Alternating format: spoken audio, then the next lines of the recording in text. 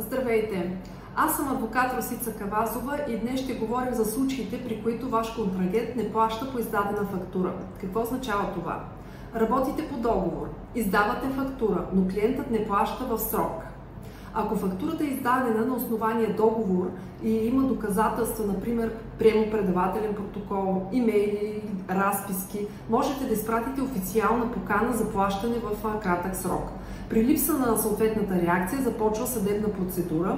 Най-често това е заповедно производство, след това се издава изпълнителен лист и делото отива при съдебен изпълнител.